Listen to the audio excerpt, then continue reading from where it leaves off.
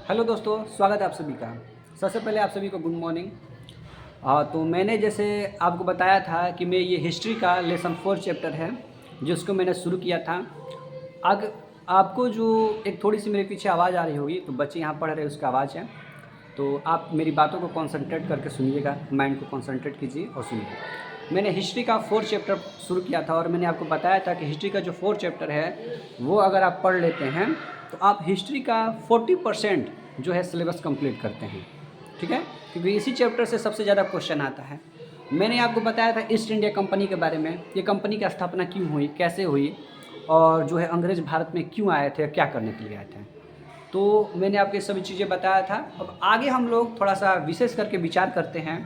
आपको मैं बताता हूँ कि भारत के राष्ट्रवाद के क्या कारण थे। जैसे कि भारतीय जो व्यक्ति थे वो आखिर क्यों अंग्रेज़ों के प्रति, अन्याय के प्रति क्यों, क्या वजह थी जो वो अंग्रेज़ों के अन्याय के प्रति वो आवाज़ उठाने लगे। देखिए, भारत में राष्ट्रवाद के उस लेसन 4 में जो है उस समय के 4 कारण थे। पहला कारण जो था वो राजनीतिक कारण था, दूसरा कारण था वो कारण था आर्थिक कारण, और तीसरा कारण था सामाजिक कारण, और चौथा और अंततः कारण था बौद्धिक कारण। बौद्धिक कारण कहीं कहीं उसको धार्मिक कारण भी कहा जाता है, और सबसे इम्पोर्टेंट कारण होता है दोस्तों धार्मिक कारण, मतलब कि बौद्धिक कारण। अगर आपको कोई 2 थप्पड़ मार कर कोई काम करवाए तो आप कर लीजिएगा, लेकिन अगर कोई आपके विरुद्ध, आपके धर्म के विरुद्ध कुछ बोले तो कमज़ोर व्यक्ति भी उससे लड़ जाता है। तो दोस्तों यही सभी कारण थी। तो मैं बारी बारी से आप सभी को इन कारणों के बारे में बताऊंगा। और आप सभी अगर इस वीडियो को फेसबुक पे देख रहे हैं तो चैनल को फॉलो, मतलब फेसबुक पेज को फॉलो कर लीजिए।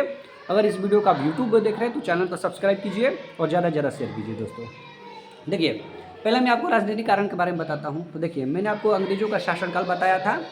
अब देखिए, 1878 ईस्वी में जो अंग्रेज़ थे वो एक एक्ट लाए थे, जिस एक्ट का नाम था वर्नाक्यूलर प्रेस एक्ट। जी हाँ दोस्तों, ये एक्ट का नाम था वर्नाक्यूलर प्रेस एक्ट, और इस एक्ट को लाने वाले व्यक्ति थे, उनका नाम था लॉर्ड लिटन। उन व्यक्ति का नाम था लॉर्ड लिटन।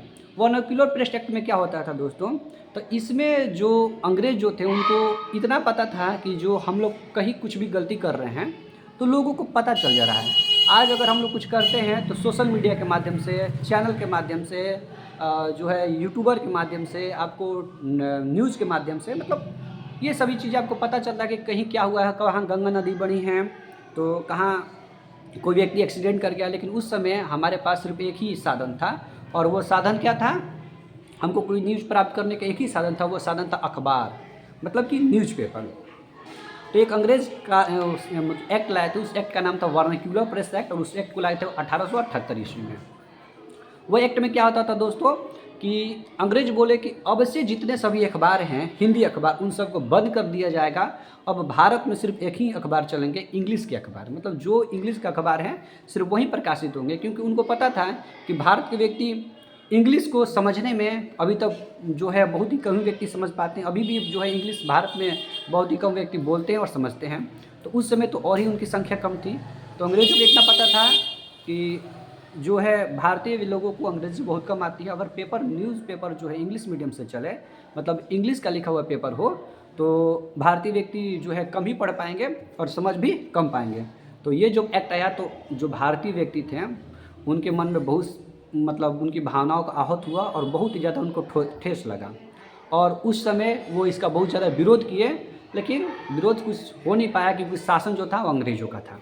उसके बाद अंग्रेज तुरंत ही एक और जो है एक्ट लाए, उस एक्ट का नाम था शस्त्र अधिनियम। उसके 1 साल के बाद, मतलब कि 1879 ईस्वी में एक एक्ट लाए थे जिस एक्ट का नाम था शस्त्र अधिनियम, मतलब कि आर्म्स एक्ट। उस एक्ट में, इसी एक्ट को जो है फिर से वही व्यक्ति लॉर्ड लिटन ने ही इस एक्ट को लाया था। और इस एक्ट में ये था कि जो भी अंग्रेज़ हैं, जो भी अंग्रेज है वो एक्ट में ये लाए थे कि कोई भी अगर भारतीय व्यक्ति है और उसको अगर हथियार रखना है तो वो जो है लाइसेंस लेगा। कोई भी हथियार रखने के लिए जो भारतीय व्यक्ति वो लाइसेंस लेंगे और उनको लाइसेंस बनवाना पड़ेगा। तो ये एक्ट आया था 1879 ईस्वी में। तो भारतीय व्यक्ति बोले कि चलो कोई बात नहीं, हथियार ही मांगा जा, मतलब लाइसेंस ही मांगा जा रहा है हथियार रखने की, तो हम लोग लाइसेंस ले लेते हैं। लेकिन दिक्कत यहाँ पे क्या हुआ है कि जो लाइसेंस बनाने वाला व्यक्ति था वो भी ऑफिस में बैठा था अंग्रेज, और भारतीयों का जो है लाइसेंस बना ही नहीं रहा था। मतलब यहाँ से बोल दिया गया कि आपको जो है लाइसेंस अगर रखना है, मतलब अगर आपको हथियार रखना है तो लाइसेंस बनाना पड़ेगा। और लाइसेंस बनवाने वाला जो व्यक्ति था वो कौन था, अंग्रेज़ था। तो भारतीयों को लाइसेंस नहीं मिल सकता था। और उसमें ये भी कहा गया था सिर्फ भारतीयों के लिए लाइसेंस चाहिए, अंग्रेज जो व्यक्ति हैं उनको लाइसेंस की आवश्यकता नहीं है, वो जब चाहे अपनी मर्जी से जितने हथियार चाहे रख सकते हैं, लेकिन अगर भारतीयों को हथियार रखना है तो उनको जो है लाइसेंस लेना पड़ेगा। ठीक है, ये हो गया। उसके बाद भारतीय जो व्यक्ति थे वो बहुत ही ज़्यादा रुष्ट हुए और उन्होंने अंग्रेज़ों को मारना शुरू कर दिया। जब उन्होंने अंग्रेज़ों को मारना शुरू कर दिया तो अंग्रेज़ जो थे वो बोले कि एक और जो है एक्ट लाया जाए ताकि जो भारतीय है बहुत ही ज़्यादा अब अंग्रेज़ों को मतलब हानि पहुँचा रहे हैं। तो एक एक्ट लाए थे, उस एक्ट का नाम 1883 ईस्वी में लाए थे और उस एक्ट का नाम था इल्बर्ट बिल। उस जो एक्ट का नाम था इल्बर्ट बिल, और उस एक्ट में ये बताया गया था अगर कोई भारतीय अंग्रेज को नुकसान पहुंचाता है तो उसका फैसला सामान्य न्यायालय में होगा, उसका जो मुकदमा किस में चलेगा, सामान्य न्यायालय में चलेगा। अब आप बताइएगा, अब आप पूछिएगा कि सामान्य न्यायालय में दिक्कत क्या थी, तो दिक्कत ये थी कि जो सामान्य न्यायालय में जो जज था वो यूरोपियन था, यूरोपियन मतलब कि अंग्रेज़ था, और अगर कोई जज का फैसला सुनाना है और जो है भारतीय और अंग्रेज़ों के बीच में लड़ाई हुआ है तो किसके फैसला सुनाएगा, किसके पक्ष में, आपको भी पता है कि अंग्रेज़ों के पक्ष में जो है वो फैसला सुनाएगा। तो इसलिए ये जो एक्ट आया था ये भी बहुत ही ख़राब एक्ट था और इस एक्ट का विरोध हर एक जगह होने लगा और बाद में इस एक्ट को जो है अंग्रेज वापस ले लिए क्योंकि हर एक लोग इसका विरोध करने लगे। ठीक है, उसके बाद एक अधिनियम आया जिसका जो एक्ट था वो कलकत्ता कॉरपोरेशन, वो एक्ट आया था 1899 ईस्वी में। इससे पहले मैं आपको बता दूं कि कलकत्ता कॉरपोरेशन था तो बंगाल की स्थापना जो है अंग्रेज़ों ने ही किया था और वो किया था 1690 ईस्वी में। तो एक एक्ट लाया था जिस एक्ट का नाम था कलकत्ता कॉरपोरेशन। ठीक है, मतलब कॉरपोरेशन इसलिए दोस्तों क्योंकि कलकत्ता में जितनी सारी कंपनियां थी, कलकत्ते बहुत ज़्यादा कंपनियां थी, इसलिए उस एक्ट का नाम था कलकत्ता कॉरपोरेशन। इसमें बताया गया था कि नगरपालिका में निर्वाचित सदस्यों की संख्या में कमी और गैर निर्वाचित सदस्यों की संख्या में वृद्धि। मतलब कि बताया गया था कि अब जो है भारतीय जितने हैं उनको अब वोट देने की ज़रूरत नहीं है, वो जो अंग्रेज हैं वो खुद ही अपने मन से किसी को भी निर्वाचित सदस्य चुन लेंगे और वो ही उस नगरपालिका का पद संभालेगा। तो इसका भी जो है लोगों ने बहुत ज़्यादा विरोध किया और ये एक्ट जो है चलता ही रहा। उसके बाद एक अंग्रेज जो है एक्ट लाए थे उस 1904 ईस्वी में। उस एक्ट का नाम था विश्वविद्यालय अधिनियम। मतलब उस एक्ट के आने के बाद विश्वविद्यालय पर जो है अब सरकार का नियंत्रण स्थापित हो गया। मतलब कि वो जो है भारतीयों को ज़्यादातर पढ़ने नहीं देना चाहते थे। वो क्या करते थे कि भारतीयों को जो है क्लास 1, क्लास 2, क्लास 3 तक पास करते थे, 9 क्लास तक पास करते थे और 10 क्लास में जाकर भारतीयों को फेल कर देते थे। क्योंकि अगर फेल हो जाएंगे तो ऐसे ही गरीब हैं, फेल हो जाएंगे तो आगे पढ़ेंगे नहीं। तो उस एक्ट का जो नाम था वो क्या नाम था, विश्वविद्यालय अधिनियम, जिस पर सरकार का विश्वविद्यालय पे क्या हो गया, नियंत्रण स्थापित हो गया था। मतलब अंग्रेजों का नियंत्रण स्थापित हो गया था। उसके बाद जो है अंग्रेज एक और एक्ट लाते हैं 1905 ईस्वी में। उस एक्ट का नाम था बंगाल विभाजन। बंगाल विभाजन, देखिए बंगाल विभाजन एक्ट 1905 ईस्वी में लाए थे और इस एक्ट को लाने वाले व्यक्ति थे लॉर्ड कर्जन। ठीक है, बंगाल विभाजन एक्ट 1905 ईस्वी में तो लाए थे, लेकिन इसका जो है बंगाल विभाजन करने की शुरुआत उनको 1903 ईस्वी से ही शुरू कर दिए थे।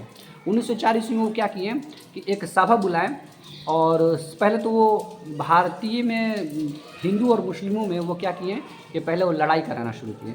वो मतलब हिंदुओं को और मुस्लिमों को भड़काने लगे। हिंदुओं को भड़काएं कि मुस्लिम जो है आपके पक्ष में कभी भी नहीं रहेगा और मुस्लिम को ये भड़काएं कि हिंदू जो है आपके पक्ष में कभी नहीं रहेगा।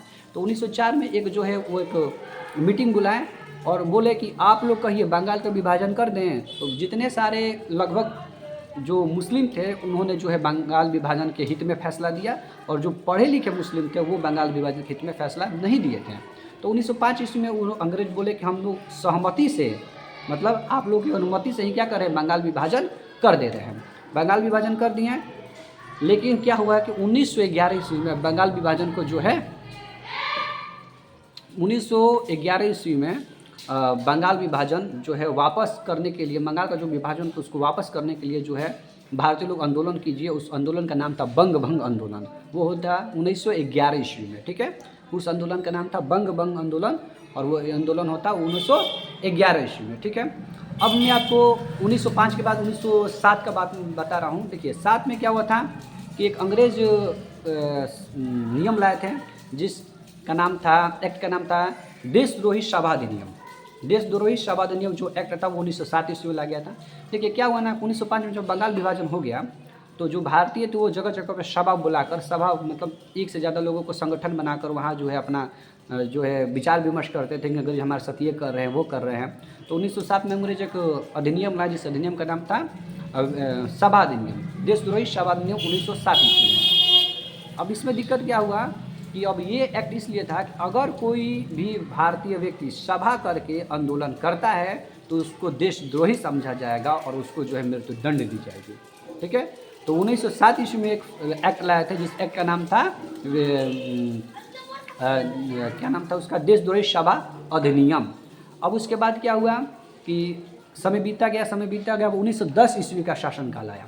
1910 ईस्वी का शासन क्या लाया, तो उसमें एक और एक्ट लाया जो है अंग्रेज, उस एक्ट का नाम था इंडियन प्रेस एक्ट। अब मैंने आपको बताया था कि जो है वर्नाकुलर प्रेस आया था 1878 ईस्वी में। वर्नाकुलर प्रेस एक्ट में क्या होता कि जितने सारे भारतीय जो हिंदी के अखबार थे उनको रोक लगा दी गई थी, इंग्लिश अखबार पढ़ाए, मतलब इंग्लिश अखबार प्रकाशित हो रहा था।